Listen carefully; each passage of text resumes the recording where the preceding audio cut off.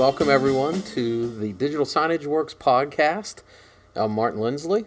And this is Robert Mullen. Hey, Rob. Good to see you again. Good to see you. Or hear you. Yeah.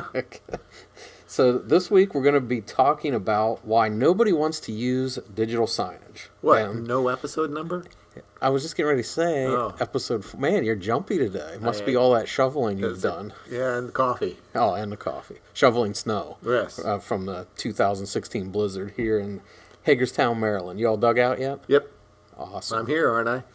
You could be. You Yeah. could have walked in and not be dug out. Yeah, that's true. There still are a few folks that are snowbound.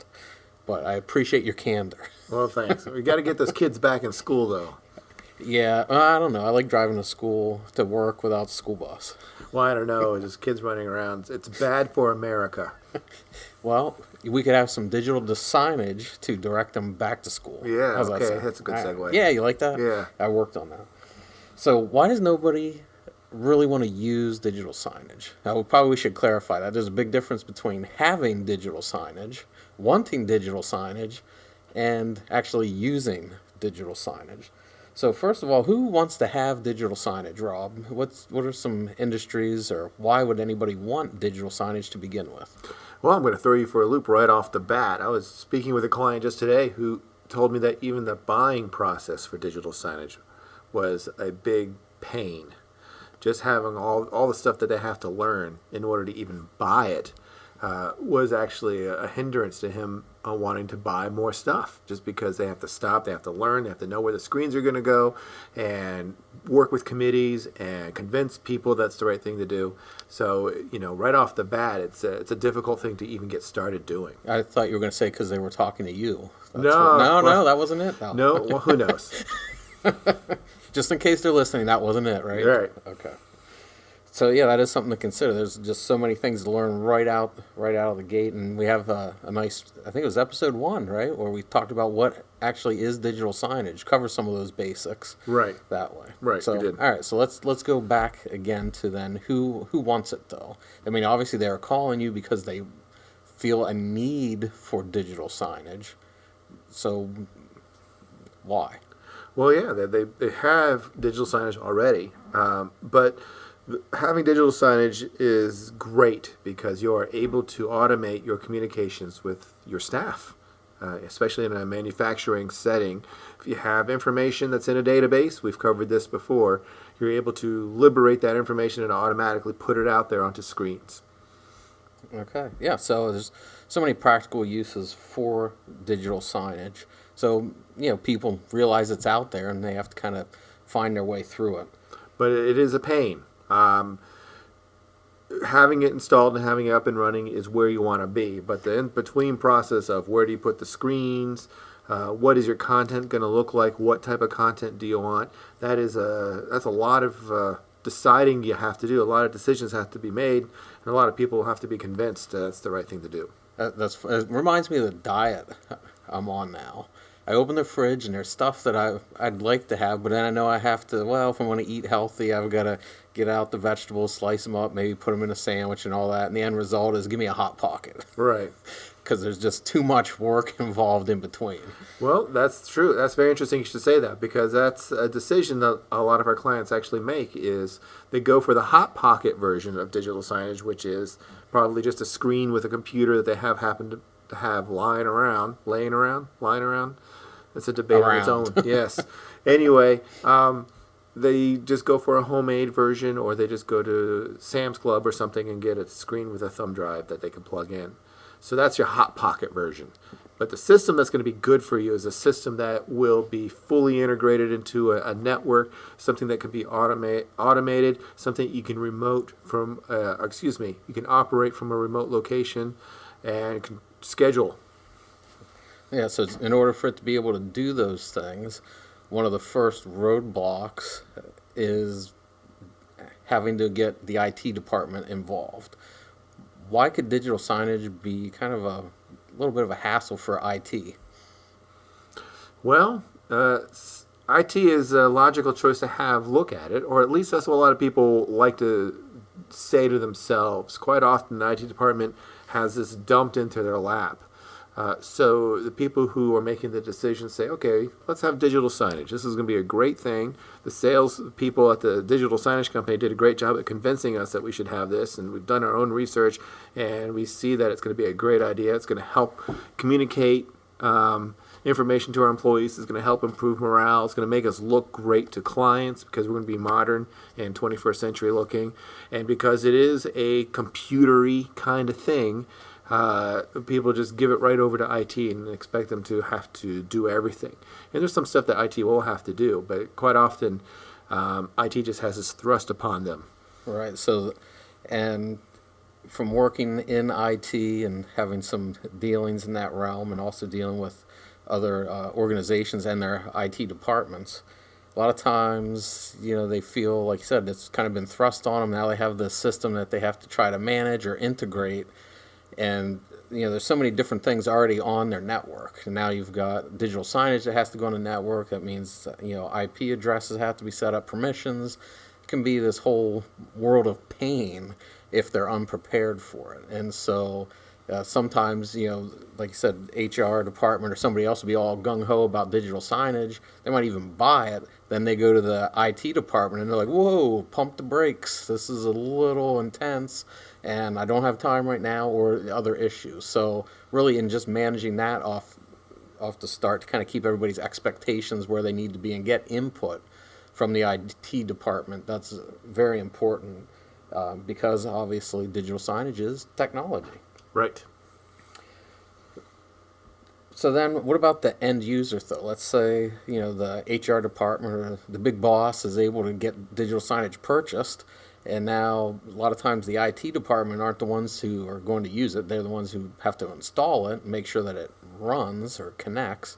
But then the end user, what are some challenges that after they have this thing that they're going to face? Right. Quite often, the end user is not a technological type of person, somebody who may not be completely comfortable using computers or technology. So there's going to be some training involved. Another issue with the end user is turnover. Quite often, a system can be installed, up and running, and then you have somebody whose job it is to run it, and they find a new job, and then you have to hire somebody else, or somebody else on the staff has to take it over, and suddenly they're starting from square zero because they never had the training and they never learned how to use the system, so they have to figure it out all over again. Is square zero some of that new math? Square zero, that's correct. Is it square one? Yeah, it's one of those low numbers like that. So yeah, not only do they have to know how to use the system, but a lot of times they have to learn new software. And so these other departments, it's not like digital signage is just their thing. They have a lot of other responsibilities, and now all of a sudden, if they're fortunate, the digital signage company will have maybe webinars or training classes, things like that, where they can actually get some type of education, maybe tutorial videos, all these things to help keep them up to speed. But still, it's going to take some time. Might have to learn another, what do you want to say, piece of the workflow in order to make digital signage go. That's right. Having a good training session available would be a great first step to integrating somebody who's either just had the system installed or taking it over for someone who's left. Having that would be great. So now you got your training, you got the IT department involved. I like it when you agree with me, by the way. This is a very positive podcast. You have all those things already lined up. So the next thing is you're sitting there looking at your digital signage screen. You got to put content on. What's the challenges with that? Wow. It's sort of like when you have to write your term paper. You sit down with a blank sheet of paper, and what do? You have to turn the thing in tomorrow, and you don't really know how to write a term paper, which is sort of like me. And so you sort of put down what you think should be there, and it doesn't quite look right, or it's not quite functional, so you might get a C on it. And that's the same thing with creating content. It's a little bit artsy, it's a little bit science mixed together. And so if you don't have the skills, or if you haven't been doing it for a while, it can be a very daunting task to create content. Makes you wish like they invented the internet when you were in school. Yes, absolutely. I concur. Google would have been my best friend. So yeah, you have to come up with this new content. You have to keep it fresh. How are you going to do that? That can be a daunting task in itself. Right. You've got it. Now what do you do with it? So when you consider all those things, you can see why even when people start doing a little bit of research, it can really hold them up when it comes to digital signage, because they realize all of a sudden they're in this whole new realm. So what can ease some of that transition? Well, I always like to suggest, hey, why don't you create a digital signage department just for your organization? That can be all that they do. Guess how much success rate I've met?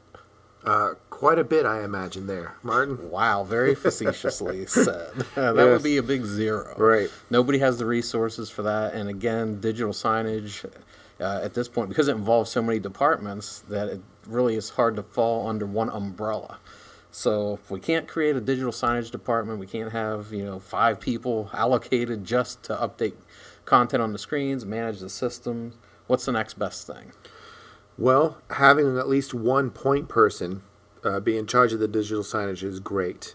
Another thing you can do would be to, hire that out. Have your digital signage provider host the content and maintain the content for you, so that all you need to do is send an email and say, let's change this, let's change that, in your email, and then your digital signage company can make those changes for you. Or maybe they have a hosted solution that allows you to make simple changes online, where maybe all you're doing is changing the names of people on a list or something like that. But the artistic side and the technical side are maintained by your digital signage provider. Those are several ideas that come to mind. Okay. I'll give a little shout out to the IT departments. Mm-hmm. Please involve your IT department early in the in digital signage situation that you're looking into. That way they can give input as to, okay, is this going to be a system that can integrate easily? What's the workload going to be involved for them? They may be able to give you some good feedback, even a little bit of research and things that they've found. They're on Spiceworks or some of these other places, and they see what other people are using, and they can go back and forth and be able to give you some valuable input. After all, they're going to most likely be the ones responsible for getting this up and running for you initially. So please include them in the loop. We actually have a nice blog article that goes into that a little more in depth on our blog, www.noventry.com/blog. All right. That's good. That's good. So we have that. Another thing that would make it easy probably is if you could use tools you're already familiar with. Like, let's say maybe you're used to using an Excel sheet, maybe you use Photoshop or PowerPoint, something like that. If you're able to use that to create content or be able to even manage your digital signage through those avenues. Is that even possible? It is possible, yes. Awesome. So I didn't just make that up. It is possible. Well, I don't know if you did or not, but you got lucky if you did. So, yeah, you can put information in an Excel sheet and have that display on your screen. And if you're using PowerPoint, you can create your PowerPoint, and some digital signage software allows you to import that directly into the software. Or you can just save your PowerPoint as a movie file or as a picture file. What was the other one you said? We'll have to rewind. No. I don't have that button. Okay, so you might have said Photoshop or something to create still images. Right. So yeah, all those I'm sure it avenues was are something available. brilliant. Yeah. It was absolutely brilliant, whatever it was. Yeah. So, and another thing that you can do if your digital signage software supports it is you can even have database content where, depending on what information you pull from an Excel sheet, it could even change an image region, color of text, things like that. So that way it always is pertinent information, and you're also able to keep it fresh without having to babysit the digital signage. It can just take care of that by itself. So I think that gives some of the reasons as to why people don't want to use it, but also some of the things to look for so that you're able to have a digital signage system that you can be happy to use or not use if you can have your content update automatically. So it's almost like a double-edged sword, as they say. The things you just described that are desirable in a digital signage system are also the things that make it very scary. Right. But they don't need to be. That's right. Exactly. We also have a nice ebook. It's 10 Advantages of Using Digital Signage for Communications in Manufacturing. So we've talked a lot about manufacturing today, right, Rob? Oh yeah, absolutely. And that book is highly recommended. Yeah, you're still agreeing with me too, all the way to the All end. the way to the end. That's great. That's why I keep you here. Okay, great. Glad to be here. Can I come back next time? You can. All right, so you can find that on our website. If you go to noventry.com, go to our resources page, and you'll see digital signage downloads. And there we have that ebook as well as some other resources that you can use. Also, Rob, if they like the podcast, Please subscribe. okay, sounds good. And we look forward to talking to everybody with our next episode. And this is Rob signing out and being happy to be part of the sign out. Thank you, Martin. Not a problem. I'm glad to include you. All right.